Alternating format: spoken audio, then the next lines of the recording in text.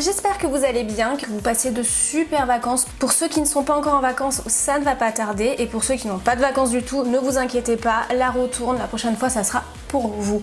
Alors aujourd'hui je vais réaliser un test devant vous pour créer un nail art super facilement avec du matériel un peu spécial, du papier de soie. Est-ce que vous avez déjà vu ça quelque part? Moi non. Si oui, dites-le moi en commentaire. Tout simplement, il y a quelques temps, j'ai réalisé plein de tutos avec du papier de soie pour customiser par exemple une bougie, pour customiser des crayons et une gomme, et j'ai trouvé le résultat super sympa. Et en voyant le résultat, qui était plutôt pas mal, je me suis dit, je suis sûre que je peux utiliser la même technique sur les ongles.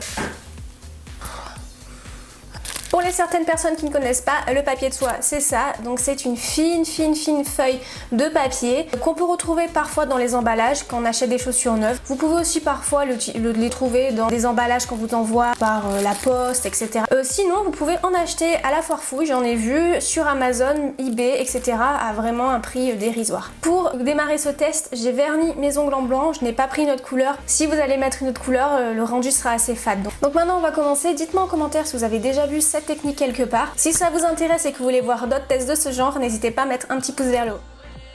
Pour commencer, vous allez prendre un bout de papier de soie que vous allez scotcher sur une feuille A4, donc prenez une feuille de brouillon. Ça vous évitera de gaspiller.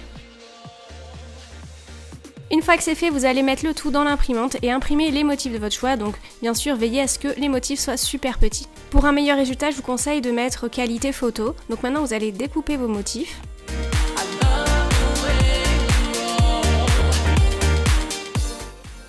On va commencer le test, donc je vais déposer du vernis transparent sur mon ongle, je vais ajuster ma forme parce qu'elle était trop grande, donc normalement on devait faire ça avant de mettre le vernis. Puis je la mets avec une pince à épiler sur mon ongle et je tapote. J'ajuste encore la forme pour que rien ne dépasse et je vais passer du top coat par-dessus. N'appuyez pas avec le pinceau sinon les couleurs vont baver.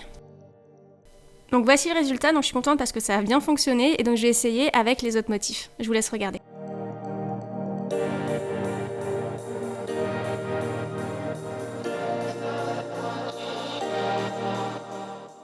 Maintenant on va passer au second test, donc je vais recouvrir un ongle avec du papier de soie qui a un dégradé pour voir si ça fonctionne.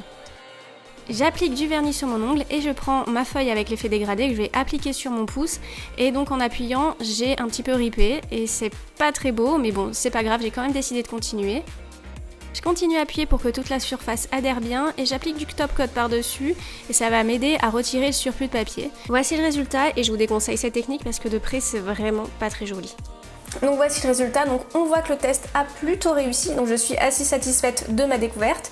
Je vais vous donner les points positifs et négatifs de cette technique. Donc les points positifs c'est que c'est rapide et qu'on peut mettre les motifs que l'on souhaite. Et les points négatifs c'est qu'il faut une imprimante, donc si vous n'avez pas d'imprimante c'est mort. Le motif bave un tout petit peu légèrement sur le papier de soie, donc ça se voit de près mais de loin on voit rien. Et on peut pas faire de dégradé avec cette technique. Un petit conseil, ne pas prendre de trop gros motifs sinon après on va s'accrocher sur les côtés avec la feuille qui va un petit peu se décoller, donc il faut bien que ça intègre parfaitement l'ongle. C'est une astuce qui est vraiment pas mal pour les personnes vraiment nulles en nail art comme moi, qui peut sauver le coup. Je valide mon astuce, donc j'ai envie de dire bravo Isnata, belle découverte.